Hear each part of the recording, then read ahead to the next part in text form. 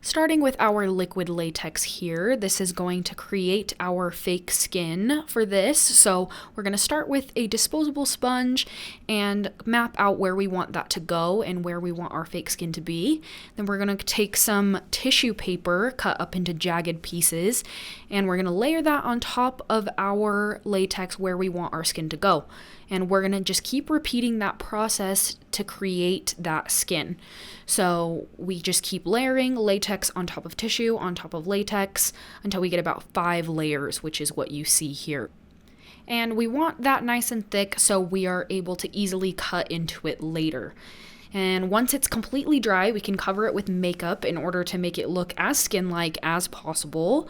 And we are just going to repeat that on both sides until we cover it with translucent powder in order to kind of create that more skin-like finish, and it'll make it a little easier to work on top of. So you kind of just pat that on with either a brush or a sponge.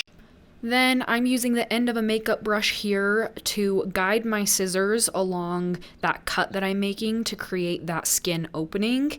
And I'm just putting that there so I know where my scissors go, and also to protect my skin so my scissors don't cut my real skin. And so you can create that opening as big or as small as you want to, and then you'll repeat that on both sides. And again, that makeup brush there or a pencil, whatever you want to use, will protect your skin from those scissors.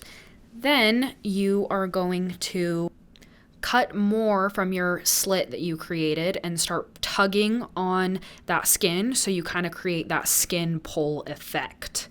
And once I have that done on both sides, I'll take my bruise colored face paint wheel and I'll put that in the blank space inside that cut area after I've put more latex on my top and bottom lip. And I'll just kind of put that in there.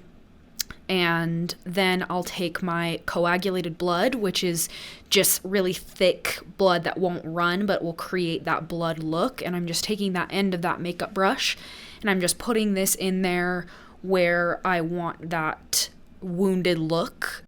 And this type of fake blood, since it's so thick, will stay where you put it. But if you do want that runny look, you can add some stage blood, which is what is going to give us those drips.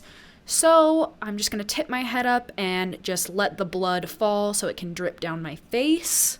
And the messier you can be with this, the more real it will look. Then when I'm done with that, I'll get ready to do my finishing touches, which is kind of making that skin look nice and irritated, and taking a sponge and throwing some of that extra blood on there so we have that splattered look. And then here is the finished product.